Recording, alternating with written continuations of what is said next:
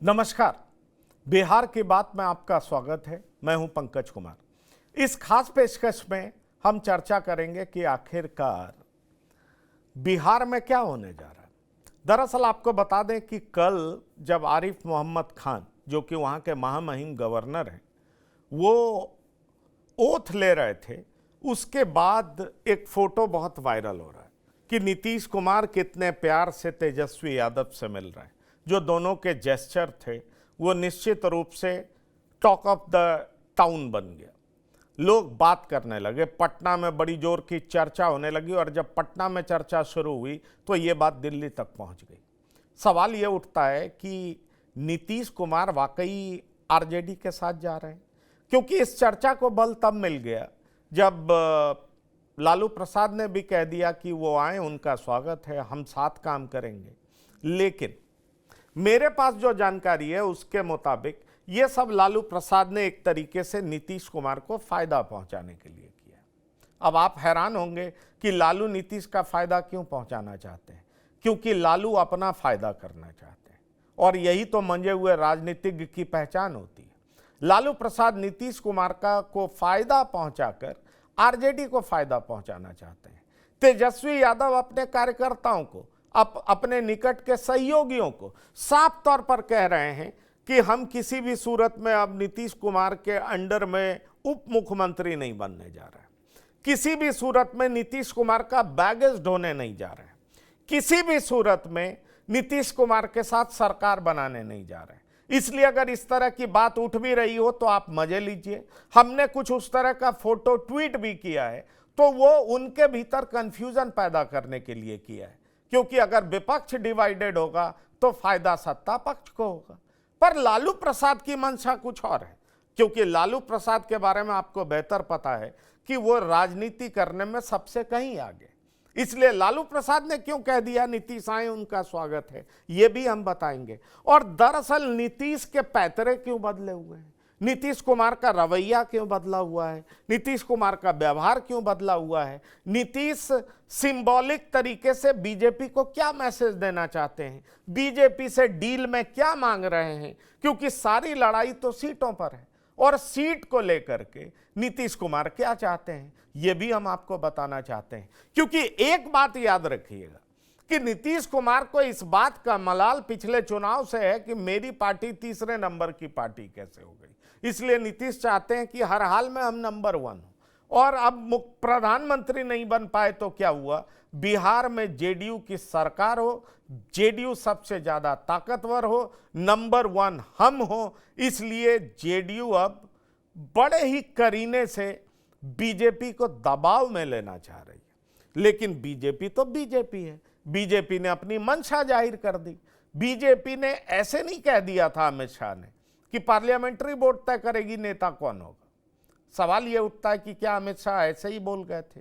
उसके बाद core committee की बैठक हुई, विजय सिन्हा क्या ऐसे ही बोल गए कि जब तक बीजेपी की खुद से सरकार नहीं बनेगी तब तक अटल बिहारी वाजपेयी के सपने पूरे नहीं होंगे। तो ये तमाम ऐसे मसले हैं जिसके बारे में हम आपको बताएंगे। और दरअसल हम आपको बताने जा रहे हैं कि नीतीश कुमार बीजेपी से चाह क्या रहे हैं और लालू प्रसाद ऐसा बोल करके कि नीतीश का स्वागत है, वो कैसे एनडीए को डैमेज पहुंचाना चाह रहे हैं और दरअसल लालू प्रसाद के दिमाग में क्या चल रहा है, ये सब कुछ हम आपको बताने जा रहे हैं। क्योंकि हमारे साथ जुड़ रहे हैं कुछ मेहमान जिनसे हम आपका परिचय करा दें। जो मेहमान हमारे साथ जुड़े हैं, हमारे साथ रवि रंजन जी हैं, वरिष्ठ पत्रकार, आपका बहुत स्वागत है। हमारे साथ सुदीप प्रताप सिंह हैं, राजनीतिक विश्लेषक, आपका भी बहुत स्वागत है। राकेश प्रवीण जी वरिष्ठ पत्रकार हैं, आपका भी स्वागत है। राकेश प्रवीण जी, सबसे पहले मैं आपके पास आना चाहूँगा। मेरे पास एक जानकारी है कि आरजेडी किसी भी हालत में उप मुख्यमंत्री का पद नहीं चाहती है। मेरे पास यह जानकारी है कि तेजस्वी यादव अलायंस के लिए तैयार नहीं है। तेजस्वी यादव को लग रहा है कि नीतीश कुमार के खिलाफ इतने तरह के मामले खुले हुए हैं, चाहे बीपीएससी के री एग्जामिनेशन का मसला हो, चाहे कई तरह की परीक्षा का पेपर लीक होने का मसला हो, चाहे भ्रष्टाचार का मसला हो, चाहे स्मार्ट मीटर का मसला हो, चाहे लैंड सर्वे का मसला हो, ये नीतीश कुमार के खिलाफ इतना बड़ा बैगेज है जिसको अगर आरजेडी ढोएगी तो इस बार फिर से सत्ता से वंचित रह जाएगी और आरजेडी पूरे तरीके से कमजोर हो जाएगी। तो सवाल ये उठता है कि इस तरह का मैसेज नीतीश कुमार दे क्यों रहे हैं? आपके पास क्या जानकारी है? नहीं, मेरा मानना है कि नीतीश कुमार के पास जो भी सूचना आ रही है या वो जो दे रहे हैं या उनके पार्टी की ओर से जो बयान दिए जा रहे हैं या लालू यादव ने जो कुछ कहा, इनको ऑफर दिया, साथ में ये भी बोला कि उनका स्वागत है, माफ कर देंगे, वो तो अपने चले जाते हैं, चले आते हैं। तो इसका सीधा सीधा मैसेज ये है, एक तो लालू यादव की राजनीति में एक तत्व हमेशा से रहा है झांसे की राजनीति, और दूसरी चीज ये है कि वो एक कंफ्यूजन पैदा करना, कोई ऐसा बयान दे देना जिससे कंफ्यूजन पैदा हो। और तीसरी बात मुझे लगता है कि जदयू की ओर से भी कुछ इस ढंग से बातें हो रही है जिसमें बीजेपी और जनता दल यू के बीच सीटों के बंटवारे को लेके आने वाले दिनों में जो भी पेच फंसने वाला है, तो जदयू की असली मंशा यह है कि उसकी सीटें या तो बीजेपी के बराबर हो या बीजेपी से एक दो ही ज्यादा हो तो ज्यादा हो, क्योंकि बड़े भाई की भूमिका में इसके पहले तक रहा है। और अब यह है कि महाराष्ट्र का एक उदाहरण सामने है कि अगर बीजेपी ज्यादा सीटों पर चुनाव लड़ गई और उसकी सीट संख्या ज्यादा हो गई, अभी ही नीतीश कुमार 43-44 विधायकों की पार्टी उनकी रह गई है, बीजेपी 79-80 मेंबर्स की पार्टी है। तो इनको है कि महाराष्ट्र की तरह अगर बीजेपी एब्सोल्यूट मेजोरिटी की तरफ या मेजोरिटी के आसपास भी सीट ले लेती है, और एक फार्मूला बीच में आया था बीजेपी की ओर से कि नीतीश की पार्टी 43 पर है, वो 60 पर चुनाव लड़े, बीजेपी 140 पर चुनाव लड़े और 43 सीटों सहयोगियों के बीच में बांटे जाए।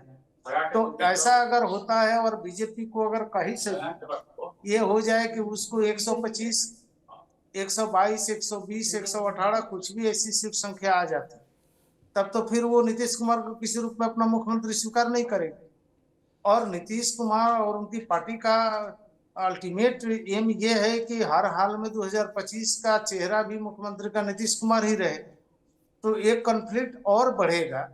और मुझे लगता है थोड़ा बार्गेनिंग, थोड़ा झांसा, थोड़ा नहीं, एक ठीक है, दूसरे पर दबाव बिल्कुल। आपको जो जानकारी है मैं उसको थोड़ा सा और आगे बढ़ाना चाहता हूं। दरअसल मैं आपको बता दूं कि नीतीश कुमार चाहते हैं कि 123 सीट सिर्फ हमको मिले, 122 सीट, 122 से 23 सीट पे जेडीयू लड़े और बाकी के सीट पे बीजेपी खुद और अपने एलाइज में बांट ले। और लड़ाई इसी बात की है। सुदीप, जेडीयू चाहती है कि भाई 122 पे हम लड़ें और बाकी के 121 सीटों को बीजेपी खुद और अपने एलाइज के साथ बांट ले, जिसमें चिराग भी हैं, जिसमें राष्ट्रीय लोक मोर्चा भी है, जिसमें हिंदुस्तानी आवाम मोर्चा भी है।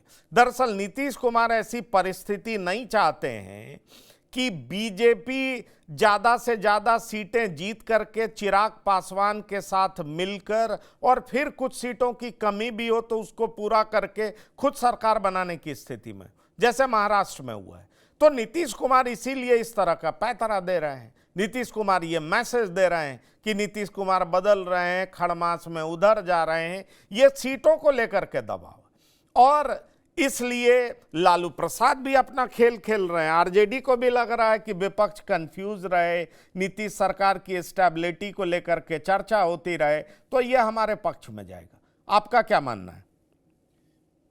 पंकज जी, ये बार्गेनिंग ट्रिक तो हो सकता है और बार्गेनिंग का एक तरीका है, लेकिन मुझे ये बताया जाए कि क्या आरजेडी के साथ जाएंगे तो लालू प्रसाद जी इनको 127 सीट पर लड़ने दे देंगे क्या? 2020 के भी चुनाव में जब उनके साथ वो विधानसभा लड़े थे तो लालू प्रसाद जी को ज़्यादा सीट आया था। तो ये बार्गेनिंग ट्रिक है और ऐसा भी नहीं है कि नीतीश कुमार जी इतना कोशिश कर रहे हैं और भारतीय जनता पार्टी चुपचाप बैठा होगा। भारतीय जनता पार्टी का भी अपना एक चैनल है, एक अपना तरीका है, और ये भी हो सकता है कि भारतीय जनता पार्टी भी कुछ उनके पार्टी में इस तरह से करे कि जिससे वो भी प्रेशर में आ जाए। तो अभी जो परिस्थिति है वो इतना बहुत ज़्यादा क्लियर नहीं है, और इतना हो हंगामा होते हुए भी करने के बाद अगर आप पब्लिक जाके उसके बाद कुछ बदलना चाह रहे हैं, तो नीतीश कुमार जी का जो 7 बार पहले का जो बदलाव रहा है वो बहुत छुपा हुआ रहा है, काफी क्लैंडस्टाइन टाइप तरीके से किए हैं। और अभी जो है सब कुछ पब्लिक में है। और जो भी सेंट्रल का फंड आ रहा है, अगर अभी स्टेट गवर्नमेंट के किसी डिपार्टमेंट में बात करेंगे तो लोग बता रहे हैं कि अभी ये फंड का फ्लस है। तो नीतीश कुमार जी जो स्पेशल पैकेज की बात कर रहे थे, बिहार की डेवलपमेंट की बात कर रहे हैं, वो बैकसीट पे चला गया। उनकी अपनी महत्वाकांक्षा फ्रंटलाइन पे होगा। ये सारे चीज हैं। और 8 बार 9 बार उन्होंने पलटी मार के एक इमेज में तो डेंट लग गया है। और इस तरह भी अब नहीं है कि उनका ईबीसी वोट पे एक छत्र राज है, अब ऐसा रहा नहीं। तो ये सारे परिस्थिति देखना है। और मुझे नहीं लगता है कि नीतीश कुमार के लिए अब ये बहुत ज्यादा आसान होने वाला है। नीतीश कुमार के लिए बहुत ज़्यादा आसान रहने वाला नहीं है, पर नीतीश कुमार इस तरह की बात कर क्यों रहे हैं? दरअसल आसान नहीं रहना है तो फिर इस तरह की स्थिति क्यों है? देखिए, कल जब पत्रकारों ने उनसे पूछा तो बस ये कह के मुस्कुरा दिए कि छोड़िए ना, और उसके बाद पत्रकारों के सवाल को गवर्नर लेना शुरू कर दिए। गवर्नर ने नीतीश कुमार को शील्ड किया। नीतीश कुमार ने बिल्कुल खुले शब्दों में मना नहीं किया कि वो ऐसे ही बोलते हैं, उनके बात का कोई मतलब नहीं है। ललन सिंह दिल्ली से बोल रहे हैं, पर नीतीश कुमार ऐसे मैसेज दे रहे हैं कि नहीं छोड़िए ना, पर मुस्कुरा रहे हैं। सवाल यह है, लालू लेने को तैयार हैं, ये मुस्कुरा रहे हैं। लालू लेने को तैयार हैं, ये मैसेज लालू प्रसाद क्यों देना चाहते हैं? ये भी बड़ा इंपॉर्टेंट है। रवि रंजन जी, मेरी जानकारी में लालू प्रसाद चाहते हैं कि नीतीश कुमार ज़्यादा से ज़्यादा सीटों पर लड़ें। अगर एनडीए नीतीश को ज़्यादा से ज़्यादा सीटें देती है तो नीतीश को बीजेपी और चिराग पासवान की पार्टी से हराना ज़्यादा आसान है। और लालू प्रसाद का मानना है कि जेडीयू के खिलाफ एंटी इनकम्बेंसी ज़्यादा है। जेडीयू के खिलाफ बीजेपी भी अपना वोट ट्रांसफर नहीं करा पाएगी, जैसा कि लोकसभा चुनाव में बहुत जगह देखा गया। इसलिए नीतीश की पार्टी ज़्यादा सीटों पर लड़ती है तो एनडीए की करारी हार होगी और आरजेडी के लिए विजय पाना ज़्यादा आसान हो जाएगा। इसलिए लालू प्रसाद कह रहे हैं कि नीतीश कुमार वेलकम है, ताकि उनका बीजेपी में, एनडीए में भाव बढ़ जाए और बीजेपी ज़्यादा से ज़्यादा सीटें देने के लिए मजबूर हो जाए। क्या कहते हैं आप?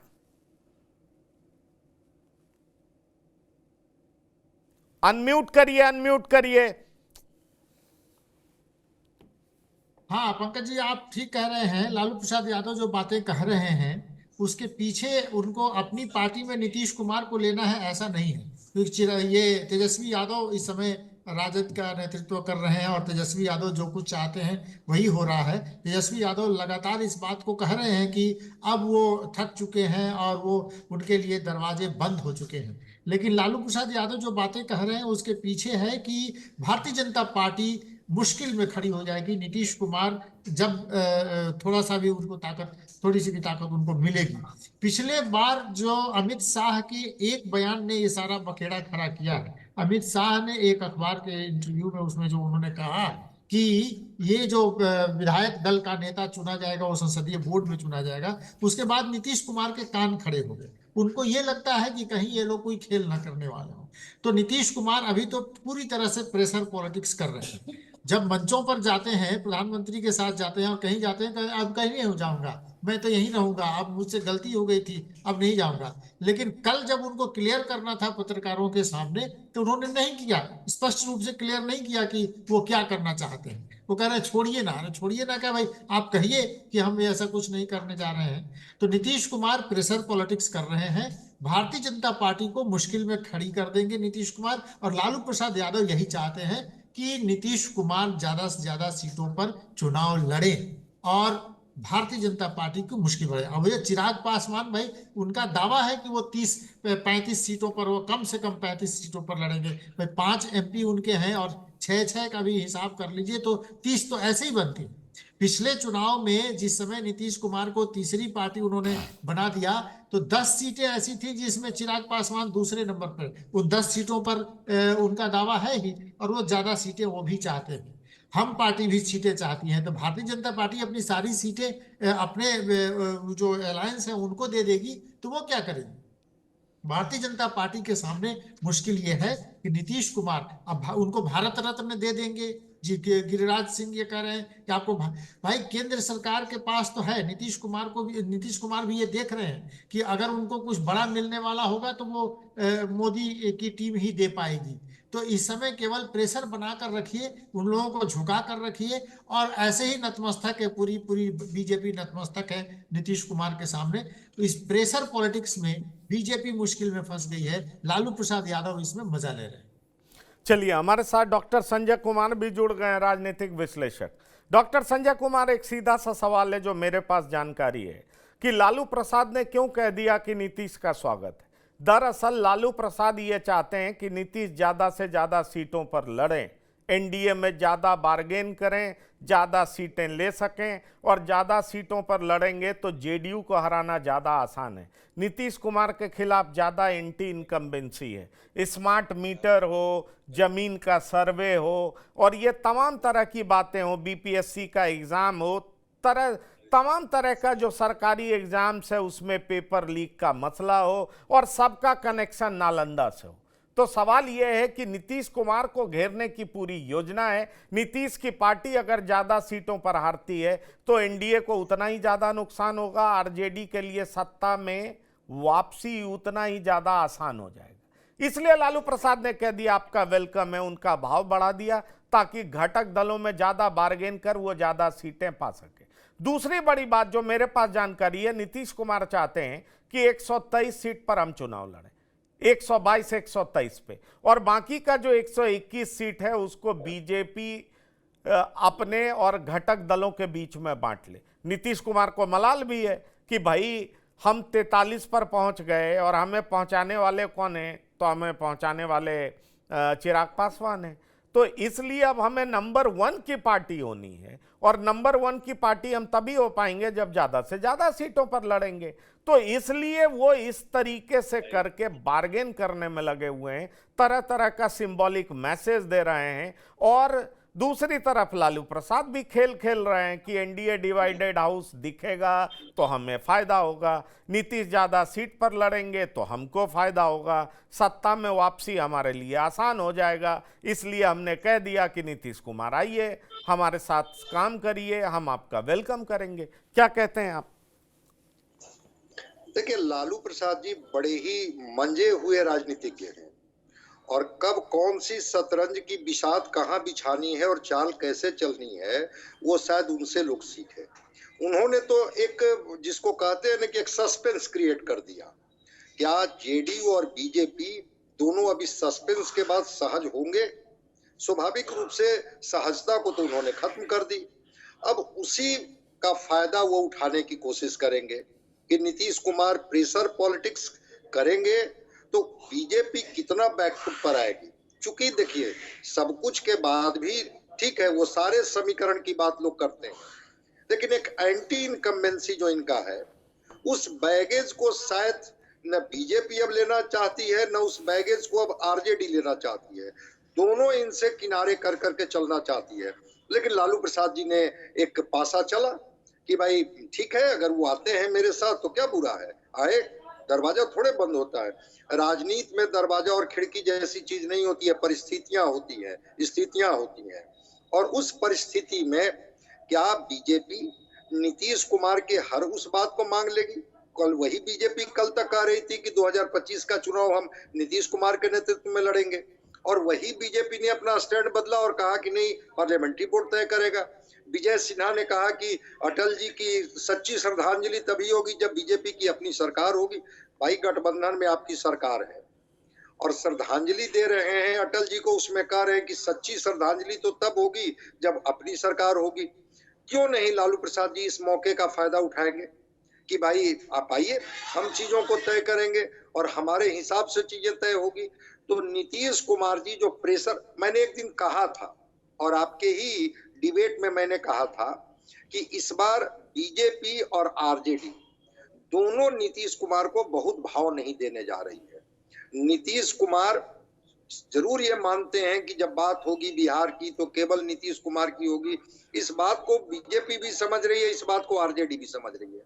तो मैं समझता हूं कि सीटों को लेकर के नीतीश कुमार एक प्रेशर पॉलिटिक्स करेंगे, लेकिन लालू प्रसाद जी ने उनसे एक कदम आगे चल करके एक बिसात बिछा दी कि भाई क्या अगर वहां लगता है कि आप सुरक्षित नहीं हैं, वहां लगता है कि बीजेपी आपको बहुत भाव नहीं दे रही है, तो आ जाइए इस गठबंधन में। तो ये बुलाने का मतलब ये नहीं हुआ कि आपकी शर्तों पर, फिर इस बार इनकी शर्तों पर उनको जाना होगा। और क्या मुख्यमंत्री की कुर्सी इनके लिए सुरक्षित होगी? सवाल तो अपने आप में है। क्या फिर से 25 का चेहरा ये होंगे अगर ये इसी गठबंधन में आ जाते हैं? इस तरह की कोई बात तो नहीं कही गई है। तो नीतीश कुमार को एक, जिसको लिए शब्द होता है असमंजस में डाल देना, कि बीजेपी भी अब इनको शक की नजर से देख रही है कि क्या कुछ अंदर खाने में बात चल रही है। लालू प्रसाद जी भी कह रहे हैं कि ठीक है, गठबंधन तो पहले छोड़िए, उसके बाद फिर चीजों को हम तय करेंगे। अगर आप मेरे पास आते हैं, गलती तो आप करते हैं, बार बार भाग आप जाते हैं, इस बार आइए, हम तो कहीं कभी भी आपको मना नहीं करेंगे, लेकिन ये तय आपको करना है। तो एक सस्पेंस राजनीति में क्रिएट कर दिया गया है और लालू प्रसाद जी इस तरह के सस्पेंस को क्रिएट करके, जिसको कहते हैं ना कि एक मैसेज उन्होंने बीजेपी को भी दे दिया है कि जिस साथी पर आप बड़ा भरोसा कर रहे हैं वो आपके बहुत विश्वस्त साथी नहीं है, वो कभी भी पाला बदल सकते हैं, निष्ठा भी बदल सकते हैं। तो प्रेशर पॉलिटिक्स से दोनों बचना चाहती है बीजेपी भी और इधर आरजेडी। देखते नहीं, हैं नीतीश कुमार क्या करते हैं। प्रेशर पॉलिटिक्स से तो बचना चाहती है, पर एक फोटो बहुत वायरल हो रहा है और वो वायरल करने वाले कोई और नहीं, खुद तेजस्वी यादव हैं। एक तरफ कहते हैं कि हम बिल्कुल साठगांठ नहीं करेंगे, हम बिल्कुल गठबंधन नहीं करेंगे। पत्रकार पूछते हैं तो कहते हैं कि भाई आप लोग बहुत सवाल करते हैं तो इसलिए पापा ने कह दिया। मुझे भी जानकारी है कि अपने सिपा सलारों, अपने नज़दीकी लोगों को तेजस्वी कह रहे हैं कि किसी हाल में गठबंधन नहीं करेंगे। फिर वो फोटो क्यों लगाते हैं जिसमें नीतीश कुमार राजभवन में उनसे हालचाल पूछते हुए देखे गए हैं? राकेश प्रवीण जी, क्या तेजस्वी यादव भी ऐसा किसी रणनीति के तहत कर रहे हैं? क्योंकि उसकी भी चर्चा बहुत ज्यादा है। दरअसल एक बात यह भी उठ रही है कि नीतीश कुमार चाहते हैं जल्दी से चुनाव हो जाए। लालू प्रसाद जल्दी से चुनाव के लिए तैयार नहीं थे, लेकिन अब तैयार हो गए हैं, इसलिए बात बनने वाली है, खड़मास के बाद बात बनने वाली है। ऐसी कोई संभावना आपको दिखाई पड़ती है क्या? क्योंकि मेरे सूत्र तो कह रहे हैं कि बिल्कुल आरजेडी ने दरवाजा बंद कर लिया है। अभी मेरी बात थोड़ी देर पहले एक नेता से हुई, उन्होंने कहा कि नहीं, तेजस्वी उप मुख्यमंत्री नहीं बनेंगे। एक और नेता से हुई, उनका कहना था तेजस्वी ने हम लोग को साफ कह दिया है चुनाव की तैयारी करिए, अब हम लोग नीतीश कुमार का बैगेज लेकर के आगे बढ़ने वाले नहीं हैं। फिर तेजस्वी यादव उस तरह का फोटो एक्स पर क्यों लगा रहे हैं? क्या विपक्ष को कंफ्यूज कर रहे हैं, अपने विरोधियों को कंफ्यूज कर रहे हैं, उनके वोटरों को कंफ्यूज कर रहे हैं, घटक दल में कंफ्यूजन पैदा कर रहे हैं? आखिरकार तेजस्वी चाह क्या रहे हैं? देखिए, आपने एक तरह से अपने सवाल में वो सारी बातें कह दी। तेजस्वी बिल्कुल ये तय है, और तेजस्वी से पहले लालू प्रसाद यादव जी की जो अब एक प्रबल इच्छा है कि उनके जीवन काल में तेजस्वी मुख्यमंत्री बने, और राजद नेतृत्व के अंदर भी, पार्टी कार्यकर्ताओं के बीच भी, और जो प्रमुख नेता हैं उनके, उन सबके बीच ये बात बिल्कुल तयशुदा है कि अगले चुनाव में तेजस्वी एक बात जो बयान दे रहे हैं कि अगले चुनाव में मुख्यमंत्री आरजेडी का तेजस्वी, और वो मुख्यमंत्री के चेहरे के तौर पर अपने को प्रस्तुत भी कर रहे हैं। हाल में कई जो कार्यकर्ता संवाद यात्रा वगैरह में गए, वहां उनका एक बयान बार बार आ रहा है कि एक उनका कोट है कि अब नई फसल और अच्छी फसल उपज के लिए नए बीज का प्रयोग करें बिहार के लोग। 20 साल पुराना बीज हो गया है, उससे अच्छी उपज नहीं हो रही है। तो यह बोलने का क्या मकसद है? मतलब सीधा सीधा यही है कि तेजस्वी यादव वो नए बीज हैं मुख्यमंत्री के तौर पर, और अब बिहार के लोग उनका उपयोग करें जिससे कि बिहार में अच्छी फसल हो, यानी बिहार समृद्ध हो, खुशहाल। तो बिल्कुल एजेंडा साफ है कि आरजेडी के पास अपना एक मुख्यमंत्री चेहरा है जिसको 2025 में जो भी चुनाव के समय इन्हीं को प्रस्तुत किया जाएगा, आगे किया जाएगा। यह एक, आपने सही बोला कि एक कंफ्यूजन पैदा करना है, भ्रम उत्पन्न करना, थोड़ा मीडिया एंटरटेनमेंट हो रहा है, थोड़ा पॉलिटिकल बयानबाजी बढ़ गई है, और तेजस्वी बहुत कैलकुलेटिव स्टेप चल रहे हैं। उनके जो भी पहल है, एक्स पर कौन सी फोटो डालना है, क्या कमेंट करना है, कब रोजगार की बात करनी है, कब उन्हें बिहार की बदहाली की बात करनी है, ये सारी चीजें उनका जो एक अपनी एक टीम है वो तय कर रही है और उसी के आधार पर ये आगे बढ़ रही है। तो मेरा मानना है कि एक कंफ्यूजन पैदा करने के लिए कि कम से कम एक अविश्वास, संजय जी ने भी बिल्कुल ठीक कहा कि लालू यादव के बस वो कुछ एक आध मिनट के उस बयान से कम से कम आज जदयू में, बीजेपी में सब जगह एक अविश्वास का माहौल हो गया। बीजेपी में भी दबे जुबान से चर्चा हो रही है कि पता नहीं क्या कोई बातचीत चल रही है, खरवास के बाद क्या होगा। तो एक मकसद जो आरजेडी का है कि बीजेपी में एक अविश्वास पैदा करो नीतीश को लेके। नीतीश की विश्वसनीयता पहले से भी संदिग्ध रही है, कब वो कौन सा निर्णय ले लेंगे। लेकिन इतना तय मानिए कि अब नीतीश को आरजेडी स्वीकार नहीं करने जा रही है। इस मामले में तेजस्वी के बयान का मैं पूर्णतः माने उनके बयान से सहमत हूँ। वो जो कह रहे हैं कि दरवाजा बंद है, तो राजनीति में ठीक है, दरवाजा खिड़कियां नहीं होती है, बंद नहीं होते हैं, हालात परिस्थितियों के अनुसार राजनीतिक पार्टियां निर्णय करती है।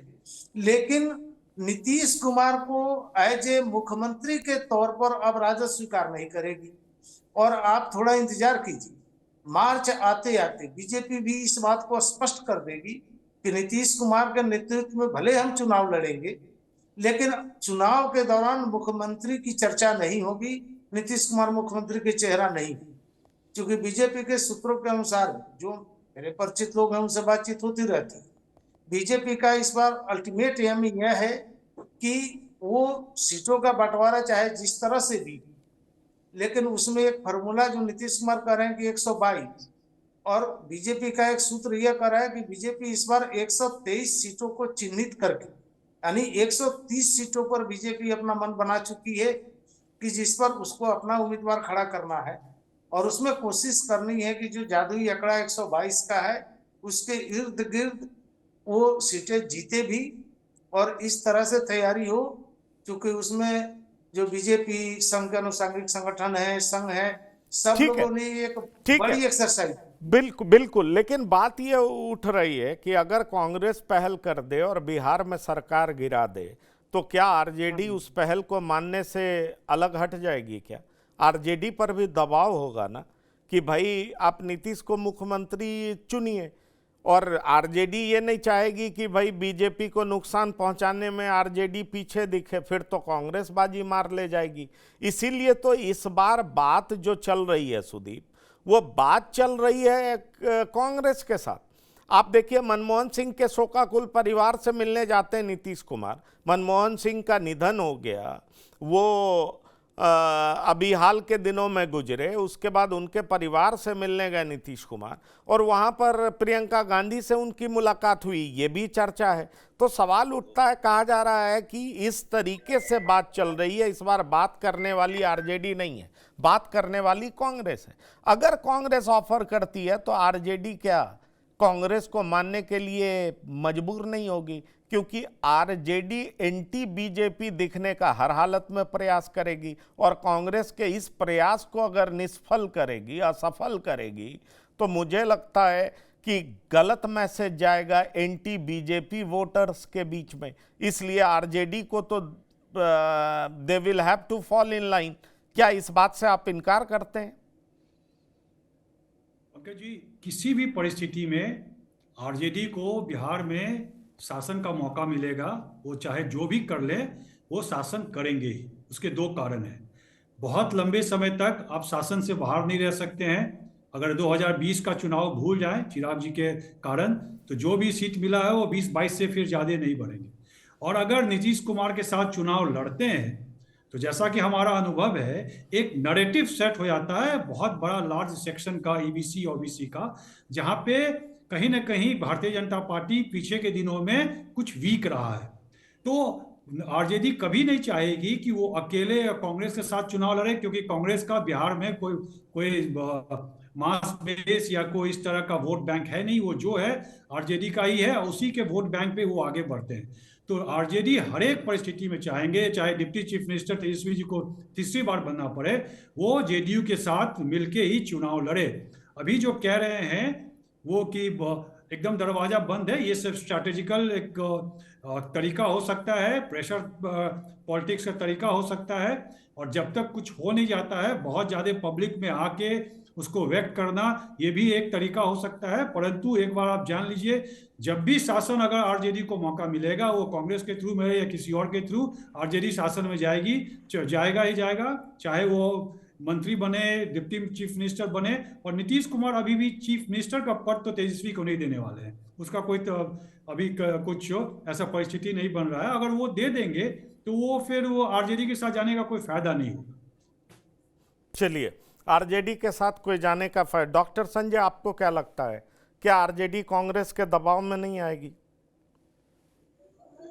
मुझे नहीं लगता है, क्योंकि जमीन यहाँ पर आरजेडी की है बिहार में, और बिहार में कांग्रेस चाहे वो जितनी भी कोशिश कर ले, क्योंकि अभी तक आपको आश्चर्य होगा जानकर के कि जिसका पार्टी का संगठन नहीं बन चुका, कार्यकारिणी के सदस्य नहीं बने, जिला वाइज उनकी कमेटी नहीं फॉर्म हो सका, वो कांग्रेस की बात या कांग्रेस के दबाव में आरजेडी आ जाएगी, मुझे ऐसा नहीं लगता। नहीं, पर बीजेपी की सरकार गिरानी है ना, एंटी बीजेपी दिखना है ना, मुस्लिम्स का वोट भी तो चाहिए ना। अगर आरजेडी के बारे में यह मैसेज चला जाएगा कि आरजेडी बीजेपी का सरकार गिराना नहीं चाहती है, आरजेडी थोड़ा भी वो सैक्रिफाइस करना नहीं चाहती है, आरजेडी को मुख्यमंत्री की कुर्सी चाहिए, तब क्या आरजेडी करेगी? भाई कांग्रेस कहेगी आप उप मुख्यमंत्री बनिए, नीतीश को मुख्यमंत्री बनने दीजिए, हम केंद्र की भी सरकार गिरवा रहे हैं और बिहार में भी सरकार बन रही है, तो आप ऐसा क्यों नहीं होने देना चाहते हैं? और अगर आप ऐसा होने देना नहीं चाहते हैं तो दरअसल आप बीजेपी की बी टीम है। कांग्रेस को यह कहने में कितनी देर लगेगी, और फिर आरजेडी इससे कैसे भाग पाएगी? मैं आपसे यह सवाल करना चाह रहा हूं। देखिए, केंद्र की सरकार में अभी जिस तरह से उद्धव गुट की बात आ रही है और जगह से बात हो रही है, केंद्र की सरकार नीतीश कुमार जी के हट जाने से या ये हो जाने से गिरने नहीं जा रही है। उतना होमवर्क जो केंद्र की सरकार है उसने कर लिया। और लोहिया क्या कहते थे कि जो केंद्र की सरकार होती है वो साहूकार की सरकार होती है, और वो कैसे चीजों को अपने तरीके से कर लेती है वो छोड़ दीजिए। आरजेडी किसी भी कीमत पर विक्टिम कार्ड इनको खेलने का मौका नहीं देगी। नीतीश कुमार जी का अगर इतना बड़ा एंटी इनकम्बेंसी है, उस बैगेज को आरजेडी ये कह करके कि चूंकि हमने भाजपा को किनारे करना था इसलिए हमने नीतीश कुमार को संजीवनी दे दी, इतना हम समझते हैं कि इतना आसानी से वो चीजों को नहीं तय करेंगे। तो कांग्रेस और कांग्रेस की ताकत को जब अगर लालू प्रसाद जी महसूस किए होते तो ये नहीं कहते ममता बनर्जी को लेकर के कि कांग्रेस के ऐतराज करने से क्या होगा। तो कांग्रेस की ताकत को बिहार की के परिप्रेक्ष्य में जब आप देखेंगे तो आरजेडी बहुत उनको भाव नहीं देने जा रही। कांग्रेस तो बहुत कुछ बोल दी, कांग्रेस तो जो तेजस्वी जी ने जो योजना घोषित की थी उस पर भी सवाल उठा दिया था, जो इन्होंने माई बहन योजना की बात की थी उससे क्या फर्क पड़ता है। इसलिए मुझे नहीं लगता है कि आरजेडी कोई इस तरह का इनको माइलेज देने जा रही है कि भाजपा की सरकार गिरा दें या जो गठबंधन की सरकार गिरा दे ताकि माइनॉरिटी का हमारे प्रति एक पोलराइजेशन हो जाए और कांग्रेस खुश हो जाए। कांग्रेस को खुश करने के लिए आरजेडी कोई कदम नहीं उठाएगी। हाँ, उनको लगेगा कि हमारे हिस्से में अगर कुछ मिलने वाला है तब भले कुछ निर्णय ले सकती है, लेकिन कांग्रेस को खुश और कांग्रेस को नाराज करना बिहार में मैं समझता हूं कि आरजेडी के लिए कोई बहुत बड़ा इशू नहीं। आरजेडी के लिए बहुत बड़ा इशू नहीं है। चलिए, आप ये समझते हैं तो ठीक बात है। रवि रंजन जी, मैं आपसे ये पूछना चाहूँगा कि जिस तरीके से ये बीपीएससी वाला मसला उछल रहा है, क्या आपको लग रहा है कि एनडीए गवर्नमेंट के खिलाफ ये बड़ी तेजी से माहौल बना रहा है? क्या ये मैसेज नहीं जा रहा है कि भाई ये जो एनडीए गवर्नमेंट है इसके शासन में बहुत ज़्यादा पेपर लीक हो रहे हैं, नीतीश की सरकार में पेपर लीक हो रहे हैं, इस तरह की बात अब तो प्रशांत किशोर कर रहे हैं, 30 लाख से 1 करोड़ में पद बिक रहा है, पप्पू यादव सड़क पर उतरे हुए हैं, तेजस्वी यादव भी चाहते हैं कि ये नैरेटिव सेट होगा तो फ़ायदा हमको भी होगा। क्या वाकई आपको इस बात में दम लगता है कि नीतीश कुमार चाह भी लेंगे तो भी आरजेडी अपने पक्ष में नीतीश कुमार को नहीं लेगी? क्योंकि मेरे पास जो जानकारी थी वो हमने आपके साथ साझा की, पर पिछला जो अनुभव कहता है नीतीश कुमार जब भी जिधर जाना चाहते हैं दोनों पार्टी उनको बाएं फैला करके ले लेती है। तो इस बार आरजेडी जो कह रही है उस पर स्टिक करेगी क्या, या सिर्फ बार्गेनिंग टैक्टिस है कि इस बार आइए तो जरूर लेकिन हमारी शर्त पे आइए, आपकी शर्त पे हम आपके साथ नहीं जुड़ेंगे? मैं ये कह रहा हूं कि बीपीएससी का मसला कोई बड़ा मसला नहीं है। एक सेंटर पर परीक्षा रद्द हुई है और उसी सेंटर की जो रद्द हुई वही परीक्षा होगी। सरकार इस पर वो है, और ये कोई बड़ा ऐसा आंदोलन बनेगा नहीं। ये भले पार्टियां, विपक्षी पार्टियां इसको भुनाने की कोशिश कर रही हैं, लेकिन वो डिमांड ही ऐसी है कि कोई परीक्षा माने पेपर लीक हुआ ही नहीं। एक सेंटर पर अव्यवस्था थी और इसको वो सिद्ध नहीं कर पा रहे हैं कि पेपर लीक हुई है। ये कोई कह नहीं रहा कि पेपर लीक हुई है, तो ये कोई मसला नहीं है। मसला था जमीन सर्वे का, जिसको सरकार ने उसका एक कर लिया है कि 2026 तक सर्वे होता रहेगा। अभी इसके कोई नहीं, सरकार ने उस पर बैकफुट पर जाकर और अपने आप को स्पष्ट कर दिया है कि जमीन सर्वे का मसला भी जो है अब कोई बड़ा मसला नहीं है। हालांकि वो ऐसी समस्या थी कि जिस सरकार की बड़ी मुश्किल में थी। अब देखिए, लालू प्रसाद यादव ही कांग्रेस को चलाते हैं। आप जो बातें कह रहे हैं कि कांग्रेस तो परजीवी है, वो लालू प्रसाद यादव के कहने पर लालू प्रसाद यादव अपने मन से टिकट बांट देंगे और सबको कह देंगे कि इस पर लड़ना है और तुमको हम कितना सीट देंगे, ये भी उनको तय है कि वो 70 सीटें तो दी थी, 19 जीत पाए। तो कांग्रेस की कोई औकात बिहार में नहीं है कि वो लालू प्रसाद यादव को से अलग हटकर, अखिलेश सिंह जो कांग्रेस के अध्यक्ष हैं वो लालू प्रसाद यादव के शिष्य हैं। और अखिलेश सिंह कहाँ लालू प्रसाद यादव से अलग कुछ बात करने जा रहे हैं। और दूसरी बात की आला कमान जो है, कांग्रेस जो चाहेगी वही होगा। लालू प्रसाद यादव कांग्रेस को कुछ समझते नहीं है, तो कांग्रेस की कोई यहाँ पर ये नहीं है। नहीं, पर एक बात लालू ये है प्रसाद ना यादव, मैं पंकज जी ये कह रहा था, लालू प्रसाद यादव या उनकी पूरी टीम ने ये मन बना लिया है कि नीतीश कुमार को वो अपनी टीम में नहीं लेंगे। अगर उनको अपने बेटे की ताजपोशी करनी है इसी समय, तो वो उनके लिए घातक हो जाएगा। तो नीतीश कुमार को लेकर चलेंगे, तो नीतीश कुमार उधर नहीं जा रहा है। नीतीश कुमार केवल प्रेशर पॉलिटिक्स कर रहे हैं कि इस बार ज्यादा सीटों पर लड़े, कि वो तीसरे नंबर की पार्टी बन के न रह जाए और उनका दबदबा सरकार में बना रहे। भारतीय जनता पार्टी कह चुकी है कि उनके नेतृत्व में चुनाव लड़ेंगे, एक बार नहीं कितनी बार वो कह चुकी है। तो ये कोई मसला नहीं है। खबर बनाने के लिए आजकल तो सोशल मीडिया का तो बहुत बड़ा साम्राज्य हो गया है, तो खबर बनाने के लिए खबरें, सवाल भी पूछे जाते हैं और खबर भी बनाई जाती है। लेकिन इस खबर में कोई दम हमको नहीं दिखता है कि नीतीश कुमार कोई पाला बदल लेंगे, कहीं उधर चले जाएंगे। न तो वो लोग इनको लेने वाले हैं और भारतीय जनता पार्टी भी अपनी पूरी तैयारी में है। लेकिन भारतीय जनता पार्टी बैकफुट पर है निश्चित रूप से। अगर नीतीश कुमार नहीं, पर हमें जानकारी ये है कि कांग्रेस एक नया अलायंस चाहती है, क्योंकि राहुल के लीडरशिप को चैलेंज पोज कर रही है ममता बनर्जी। इसलिए कांग्रेस चाहती है कि नीतीश आ जाएं और ममता निकल भी जाएं, तो उसका फायदा हमको बंगाल में मिलेगा। कांग्रेस बंगाल में फिर से रिवाइव कर सकती है। तो इसलिए कांग्रेस की तरफ से ये खेल खेला जा रहा है राकेश प्रवीण जी। इसलिए मैं आपसे सवाल कर रहा हूं कि नीतीश कुमार राहुल गांधी के लिए चैलेंजर तो होंगे नहीं, इसलिए कांग्रेस चाह रही है कि नीतीश आ जाएं, जिससे नीतीश को लाने के बाद लालू प्रसाद को भी संतुलित रखा जाएगा और उधर ममता बनर्जी भी संतुलित हो जाएंगी। और इसलिए कांग्रेस इस तरह का पहल कर रही है। आपका क्या कहना है? संजय जी ने भी कहा, रविंद्र ने भी कहा, मेरा ये मानना है कि बिहार में कांग्रेस चेक एंड बैलेंस की स्थिति में है नहीं कि वो बहुत ज्यादा कुछ ऐसा कर सके। कांग्रेस की ये मंशा हो सकती है, लालू यादव ने पिछले दिनों में जिस ढंग से ममता के पक्ष में बयान दिया या फिर इंडिया की नेतृत्व देने की बात की, उससे यह बात ठीक है कि कांग्रेस को थोड़ा ये लग रहा है। लेकिन बिहार के हालात ऐसे हैं कि कांग्रेस इसमें बहुत ज्यादा अपनी रोल अदा नहीं कर सकती है, क्योंकि वो रविंद्र ने ठीक ही कहा कि परजीवी है बिहार में। वो लालू यादव जैसे डिक्टेट करते हैं, जितनी सीटें देंगे बस उतने पर उनको आना पड़े। तो कांग्रेस की ये चाल हो सकती है कि नीतीश उधर चले जाए, लेकिन अभी मुझे नहीं लगता है कि नीतीश कुछ ऐसा करने जा रहे हैं वो इंडी ब्लॉक की तरफ जाएंगे या फिर ऐसा कुछ करेंगे।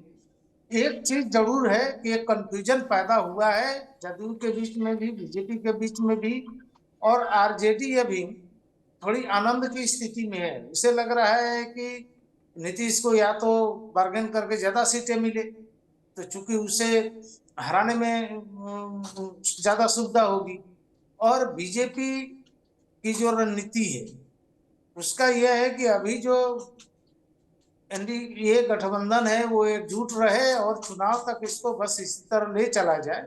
विभिन्न तरह के जो भी बयान आए हैं तो फिर बीच बीच में उसको विजय सिन्हा ने कुछ कहा तो सम्राट चौधरी ने कुछ अलग बयान देके उसको चेक एंड बैलेंस किया। तो एक कोशिश हो रही है, कंफ्यूजन जरूर पिछले 2-3 दिनों से ये चल रहा है। और जिस अंदाज में लालू यादव ने कहा कि वो आ जाएं, साथ काम किए हैं, साथ काम करेंगे, किसी ने पूछा कि वो बार बार चले जाते हैं तो हाँ माफ कर देंगे। तो मुझे लगता है कि आपको याद होगा 2015 का वो लालू यादव का बयान भी कि हम क्या करें, नीतीश आके गोड़ पर गिर गया।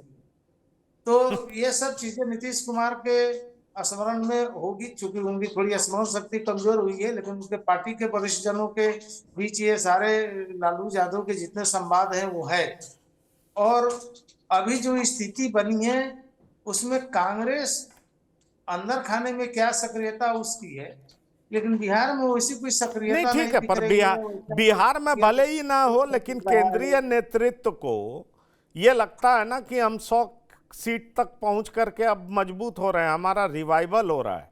अगर हम लाइक माइंडेड पार्टीज को अपने साथ लाते हैं और हम अपना इमेज इस तरह से कंटिन्यू रखते हैं कि बीजेपी को हम ही हरा सकते हैं, तो बाकी सारा वोट जो हमसे खिसक गया था वो हमारे साथ जुड़ जाएगा। और इसी के तहत कांग्रेस प्रयास कर रही है। ये प्रयास अब प्रियंका गांधी कर रही हैं, इस तरह की बात कही जा रही है। सुदीप, आपको नहीं लगता कि प्रियंका गांधी प्रयास कर रही हैं और नीतीश कुमार लालू प्रसाद का भी काट हो जाएंगे और ममता बनर्जी का भी काट हो जाएंगे? इधर बिहार भी संतुलन में आ जाएगा, उधर ममता बनर्जी निकलना चाहें तो निकल ले, और इधर नीतीश कुमार माफ करिएगा प्रधानमंत्री मोदी के खिलाफ एक नैरेटिव बनाने में भी बड़ी मददगार साबित होगा कि देखिए ये एंटी ओबीसी हैं, क्योंकि ओबीसी का एक बड़ा नेता साथ जुड़ जाएगा। पंकज जी, कांग्रेस का हो सकता है एक और नेता को लॉन्च करने की तैयारी हो, वो उनका अपना हो सकता है। लेकिन मुझे ये बताइए कि कांग्रेस, अगर नीतीश कुमार जी कांग्रेस के साथ आ जाते हैं और ममता को हटा दिया जाता है इंडी गठबंधन से, तो कांग्रेस बंगाल में बहुत ज़्यादा कुछ कर लेगा इस परिस्थिति में अभी है नहीं। क्योंकि जो मुस्लिम वोट है, जो बहुत बड़ा एक चंक वोट है बंगाल में, और जिस तरह से पोलराइजेशन बंगाल में हो रहा है, वो मुस्लिम वोट ममता बनर्जी के साथ ही रहेगी। हाँ, ये हो सकता है कि नीतीश के कुमार के साथ आ जाए तो 1-2 सीट उनको लड़ने के लिए और मिल जाए, परंतु नीतीश कुमार के साथ आके लोकसभा या विधानसभा में कांग्रेस आरजेडी के बिना और नीतीश को जेडीयू और कांग्रेस बिहार में कोई बहुत ज़्यादा बदलाव या प्रभाव डाल दे, ऐसा परिस्थिति नहीं लगता है। क्योंकि जैसा मैंने पहले ही बोला था, कांग्रेस का कोई बहुत ज़्यादा वोट है नहीं, और नीतीश कुमार का एक छत्र राज अब ईबीसी ओबीसी वोट पे रहा नहीं।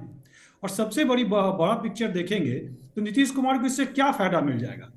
सिर्फ एक पर्सनल ईगो हो सकता है, या बार्गेनिंग पावर में कुछ उनको एक बड़ा सा स्थान मिल जाए। इसके अलावा सिर्फ कांग्रेस के साथ जाना और मतलब आरजेडी को हटा के बहुत ज़्यादा पॉलिटिकल दूरदर्शिता या कोई पॉलिटिकल एक्यूमेंट नहीं माना जाएगा। और मुझे नहीं लगता है कि पॉलिटिकली नीतीश कुमार कुछ बहुत वाइबल हो जाएंगे या बहुत प्रभावशाली हो जाएंगे, इसलिए ऐसा नहीं है। नीतीश कुमार को या तो एनडीए के साथ रहना पड़ेगा या आरजेडी को लेके ही रहना पड़ेगा बिहार के पॉलिटिक्स में, क्योंकि बिहार के पॉलिटिक्स के बाहर नीतीश कुमार का कोई बहुत ज़्यादा प्रभाव नहीं है। चुनाव लड़ रहे हों, 1-2 सीट कहीं नॉर्थ ईस्ट में मिल जाता हो, इसके अलावा कुछ बहुत ज्यादा प्रभाव है नहीं। और आरजेडी को छोड़ के रवि रंजन जी, आपको क्या लगता है ये सब जितने भी शंका आशंका कंफ्यूजन, ये कैसे दूर होगा?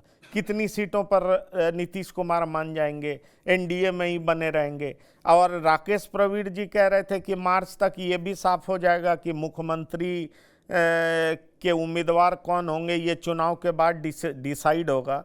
क्या आपको लगता है इस सूरत में नीतीश कुमार एनडीए में बने रहेंगे?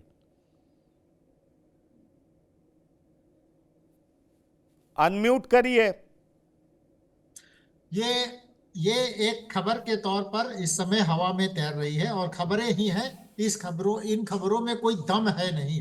नीतीश कुमार एनडीए छोड़कर कहीं नहीं जा रहे हैं। नीतीश कुमार अब तो, पिछले बार ही उन्होंने कहा था कि ये मेरा आखिरी चुनाव है, इस बार तो निश्चित ही मानिए कि उनका आखिरी चुनाव होगा।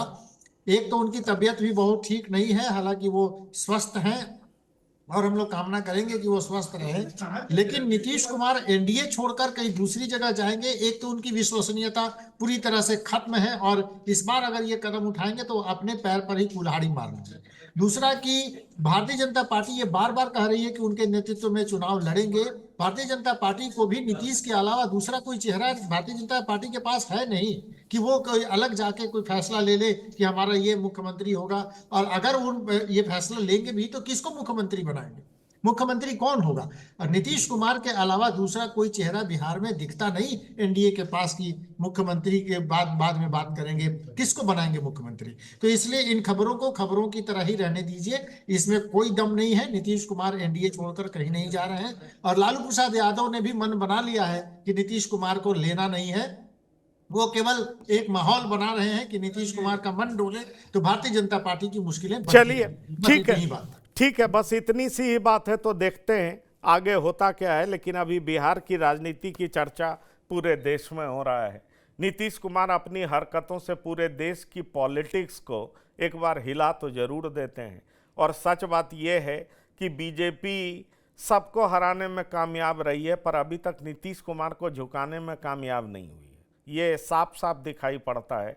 नीतीश कुमार इस स्थिति में भी एक बार बीजेपी को कंफ्यूज तो कर ही देते हैं और वो लगातार कर रहे हैं। ऐसे में सवाल उठता है कि उनके मन में क्या है, ये कब पता चलेगा, इस पर से पर्दा कब उठेगा, ये देखने वाली बात है। लेकिन उन्होंने कई बार अपने साथियों को, विपक्षियों को चौंकाया तो जरूर है। देखते हैं आगे क्या होता है। राकेश प्रवीण जी, रवि रंजन जी, सुदीप प्रताप सिंह और डॉक्टर संजय कुमार, आप तमाम मेहमानों का बिहार की बात में शिरकत करने के लिए बहुत बहुत धन्यवाद और शुक्रिया। तो बिहार की बात में इतना ही। ताज़ा तरीन खबरों के लिए लगातार देखते रहिए TV9। धन्यवाद, नमस्कार।